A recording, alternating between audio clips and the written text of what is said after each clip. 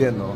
O mga tools or equipments na meron ako ngayon, no? Tulad nitong camera na to, itong mic na to, mga gamit, mga material, no, na bagay na pinagkaloob sa akin ng Panginoon. No? And yun nga, no, I have nothing but dream, mga paano, and belief, no, paniniwala na one day darating yung araw, lahat ng mga bagay na kailangan ko, no, dito sa gustong-gusto kong gawin, no, magkakaroon ako. Sa awa naman ng Diyos, mga paano, pinagkaloob niya yung mga bagay na ganito.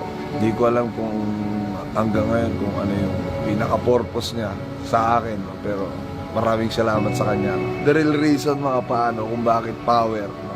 Kasi hindi nyo alam, ini-evangelize ko na kayong lahat kahit tarantado ako. Kasi every time pumapower ka, tumuturo ka sa taas. Kasi siya yung tunay na power, mga paano. Hindi ko sinasabi, mga paano, na mayaman na ako. No? Napakalayo ko pa huro. Hanggang ngayon, mga paano, payaman pa rin tayo. Pero siguro, ito yung time na para talagang magpasalamat sa inyong lahat sa suportang binibigay niyo sa akin. Nakakabaliw na suporta.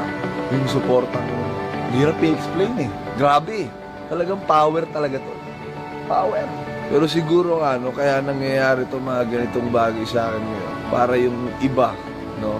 Iba sa inyo ma-inspire na, diba?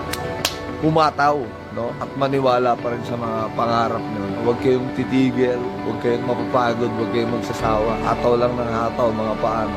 At siguro, mga paano, kaya ako rin mo sinasabi yung mga material na bagay. Not to brag about it kasi the end of the day, mga material na bagay lang yan. Hindi natin madadala sa hukay lang yan. But to inspire yung iba sa inyo, no, na meron mga struggle sa buhay, no, mga pa. Siguro yun yung main reason ng nasa itaas kung bakit na ako dinala rito. Kung bakit ako nakikipag-usap sa inyo sa lente na to ngayon. Kahit mukha akong tanga rito at kausap ko.